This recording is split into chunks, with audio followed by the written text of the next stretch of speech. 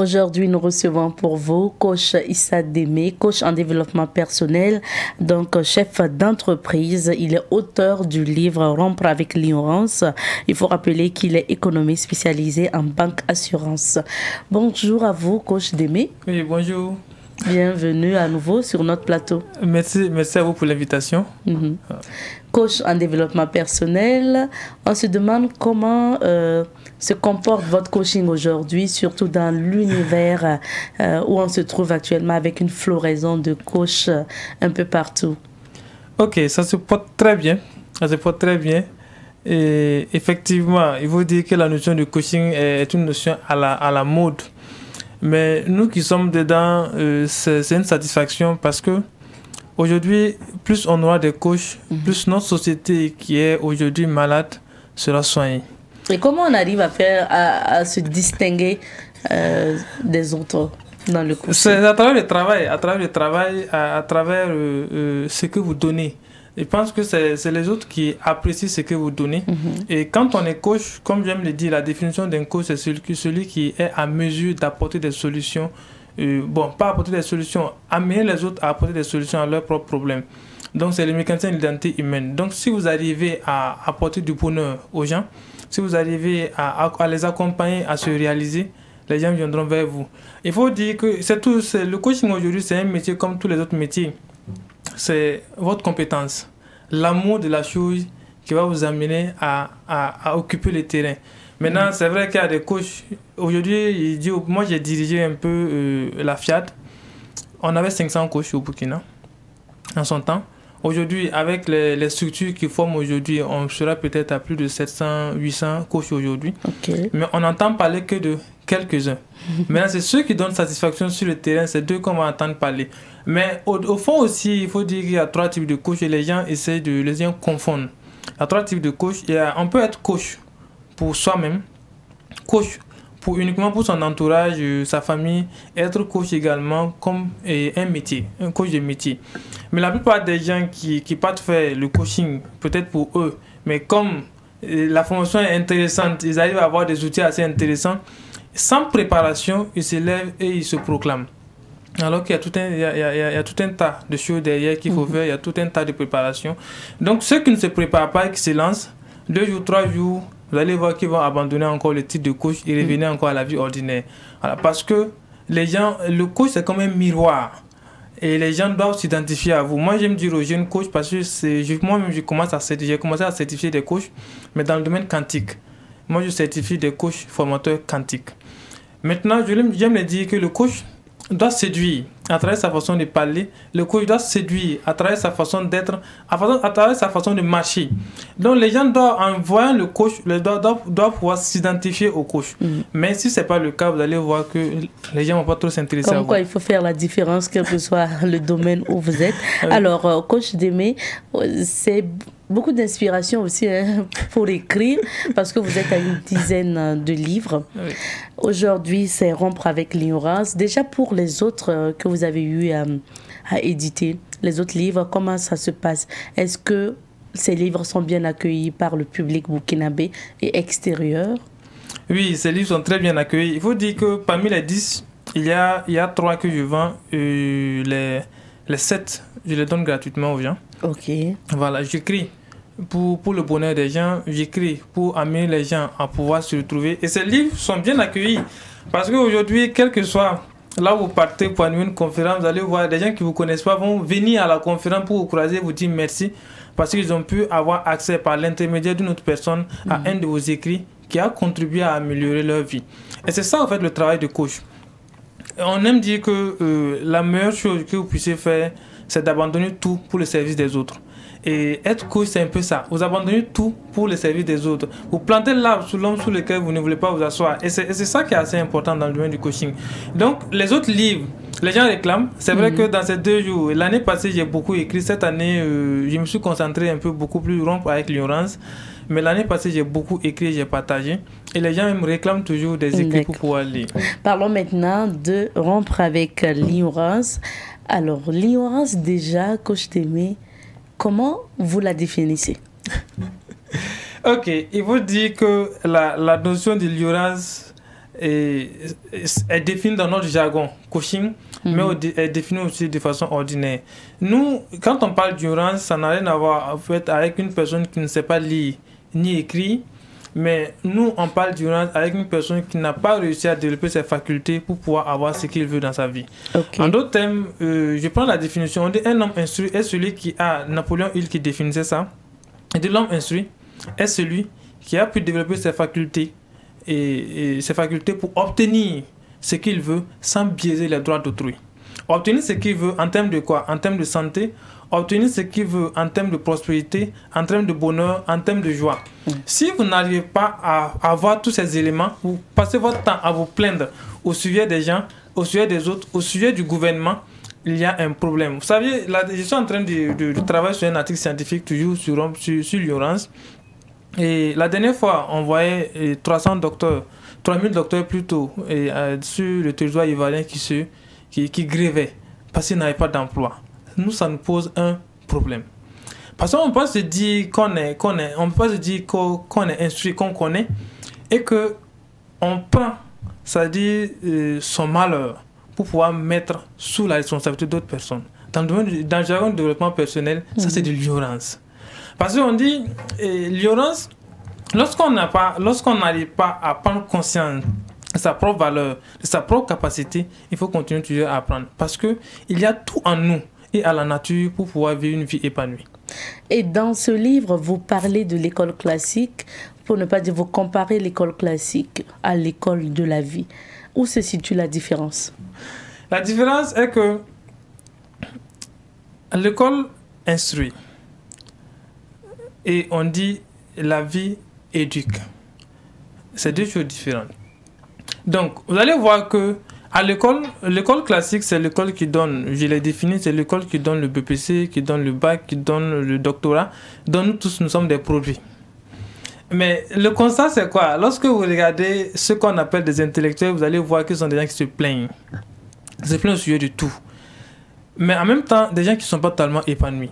Donc, la question qu'on se pose, est-ce qu'il n'y a pas une autre éducation, une autre façon, une autre école où on peut mieux apprendre pour obtenir tout ce que l'on veut?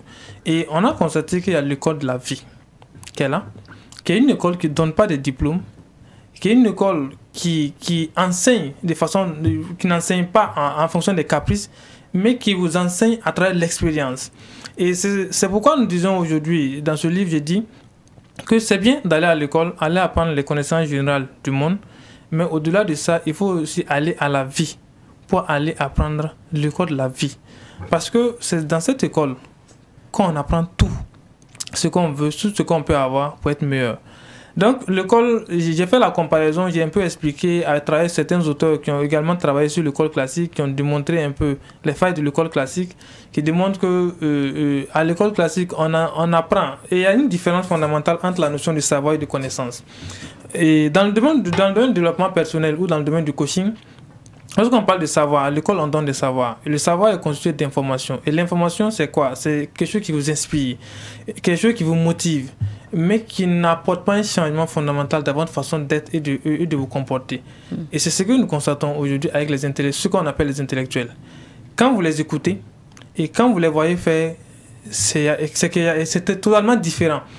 Quand vous les entendez et quand vous les voyez leur comportement, c'est complètement différent. Alors qu'à l'école de la vie, ce n'est pas le cas. Est-ce que vous essayez de nous dire que les diplômes que nous obtenons, du moins au niveau des écoles, ce sont des diplômes qui ne servent pas à grand-chose? On dit les diplômes n'ont de la valeur que pour celui qui n'en a pas. C'est tout. Les diplômes, en réalité, n'ont de la valeur que pour ceux qui n'en ont pas. Sinon, les diplômes ne servent à rien. Vous saviez, il y a combien de personnes qui sont allées à l'école pour aller avoir des diplômes? Moi, j'ai un master, mais est-ce que j'utilise mon master? Non. Je ne l'utilise pas totalement. C'est ce que j'ai appris dans la vie, à l'école de la vie que je suis en train d'utiliser. On dit, lorsque vous avez du talent, il y a un auteur qui disait ça, que si vous avez du talent, arrêtez de m'emmerder à votre bac, à votre licence. Non, on n'a pas besoin de ça. Je pense que je ne mets pas en cause les diplômes, mais les diplômes seuls ne peuvent pas permettre à un homme d'être épanoui. L'école dont on fait, c'est juste pour avoir des connaissances générales. Mais en plus de ça, il faut des connaissances spécifiques. Alors, il faut aller connaître. Vous savez, une personne qui a des diplômes, mais qui ne connaît pas sa mission de vie, va toujours souffrir. Et vous situez tout ça dans l'ignorance. Oui. C'est le fait de ne pas savoir qu'on ne doit pas se limiter à l'école ou au diplôme que vous qualifiez aussi d'ignorance. Oui. Alors, coach Démé, dans ce livre, vous dites que chacun de nous doit rompre avec soi-même. Oui. Qu'est-ce qu'on doit comprendre par là? Comment on peut rompre avec soi-même? Et qu'est-ce que ça nous apporte si on arrive à rompre avec soi-même? Ok. D'abord, j'ai dit, celui qui arrive à rompre avec l'ignorance et qui arrive à rompre avec elle-même, une personne qui arrive à rompre avec elle-même est une personne qui vit une vie épanouie. Rompre avec soi, c'est d'identifier un soi idéal qui est à la fois meilleur et différent du soi qui existe aujourd'hui dans votre environnement, dans votre corps et dans le temps. Donc, mais si on estime que le soi actuel oui. est le bon soi. Non, généralement, on ne peut même pas se dire que le soi idéal, le soi actuel est le bon soi. Bon soi. Non, ça peut arriver que votre soi actuel soit le bon soi. Si ce soi vous permet d'avoir tout ce que vous voulez, si ce soi vous permet d'être en bonne santé, si ce soi vous permet d'avoir ce que vous voulez. Mais lorsque vous plaignez, pourquoi on demande aux gens de rompre avec eux-mêmes? Vous saviez, nous sommes dans un continent où c'est le passé des autres qui constitue notre futur. Nous sommes dans un... Regardez seulement les films qui se passent. Et je me suis posé un peu des questions pourquoi les Burkinabés n'arrivent pas à avoir le Sénégal d'or depuis des temps d'années. Et il est ressorti que quoi?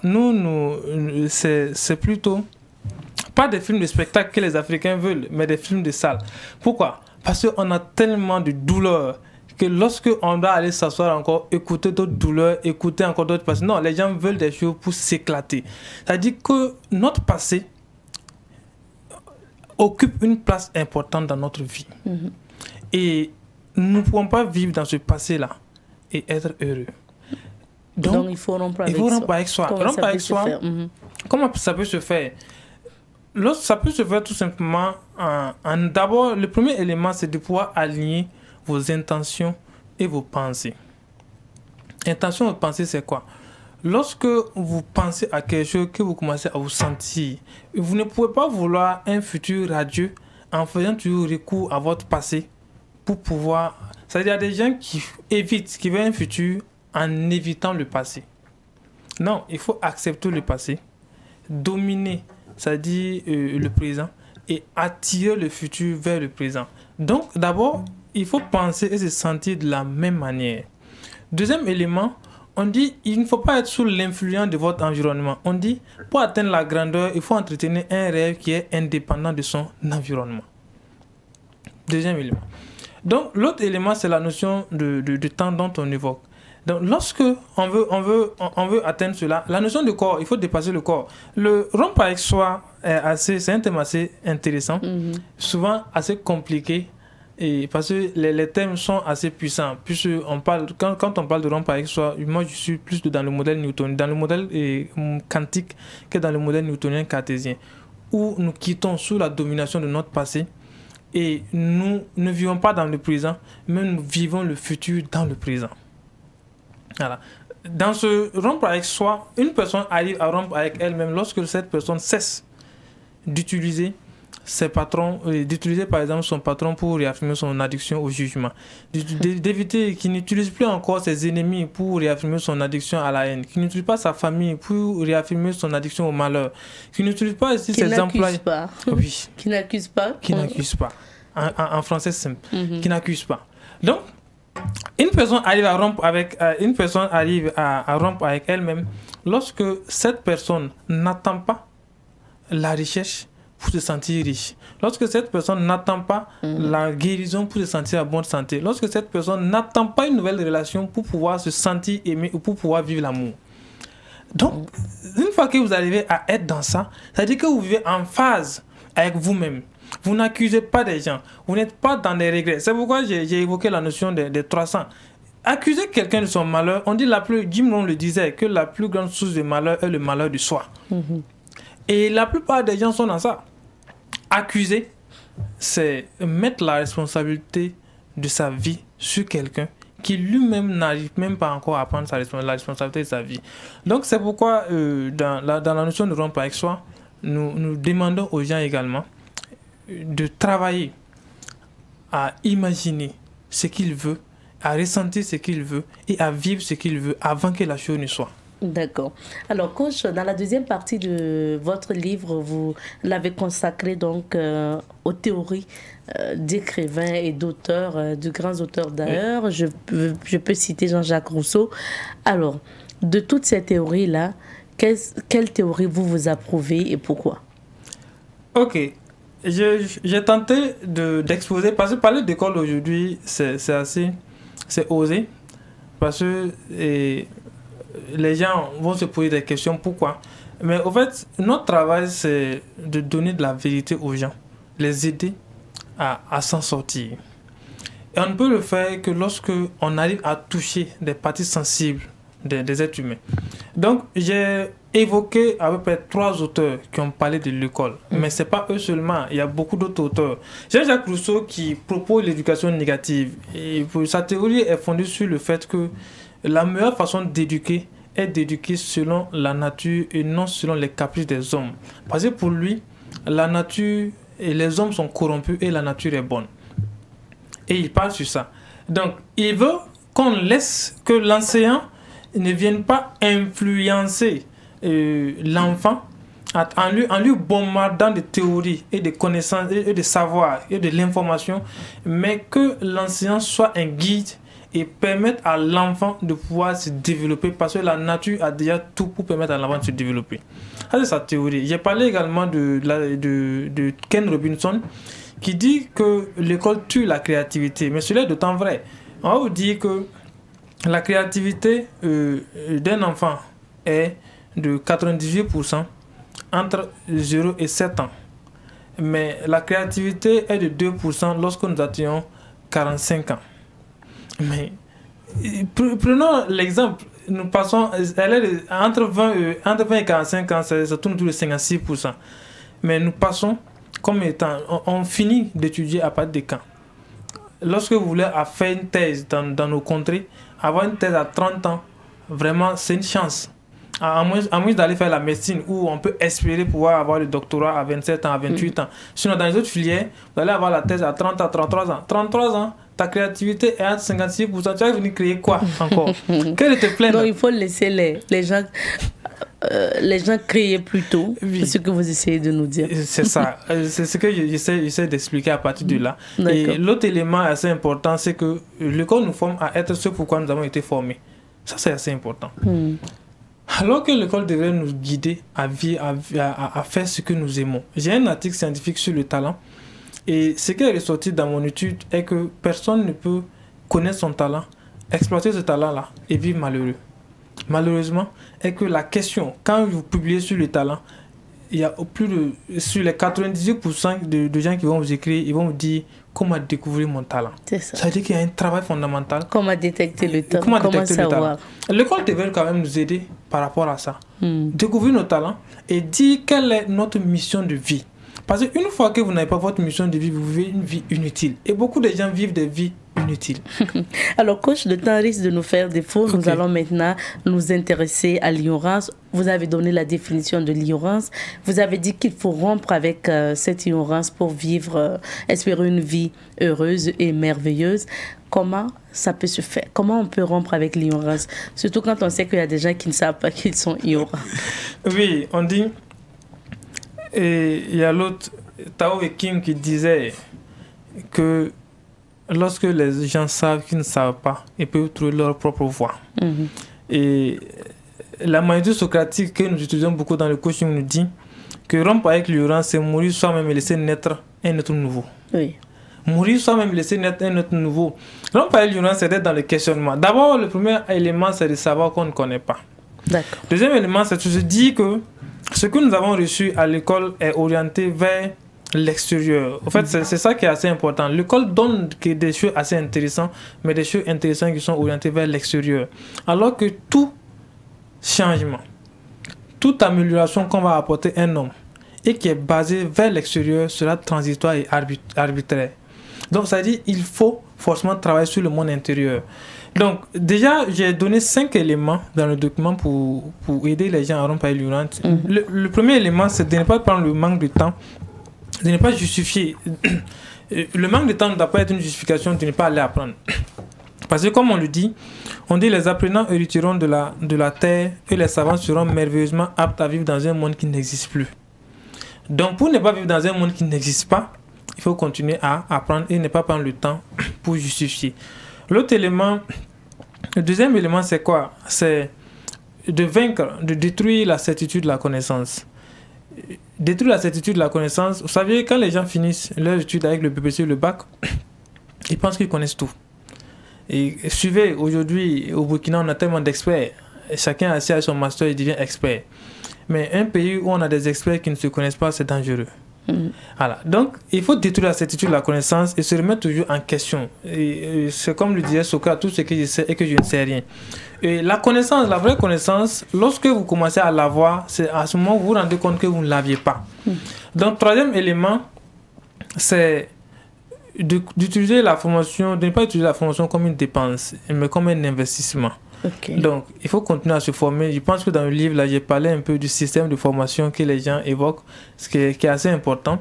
Voilà. Le quatrième élément, c'est de ne pas utiliser l'âge comme un facteur qui vous limite à aller apprendre. Il y a des gens qui pensent qu'à cause de leur âge, ils ne peuvent plus apprendre. Et le cinquième élément, c'est de ne pas considérer les qu'en dira-t-on, le regard des gens sur vous.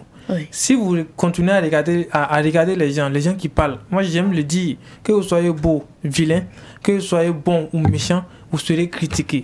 Autant faire ce qui vous permet d'être épanoui. Bien sûr. Notre temps d'entretien est terminé. On va vraiment aborder la dernière question donc, de cet entretien du moins.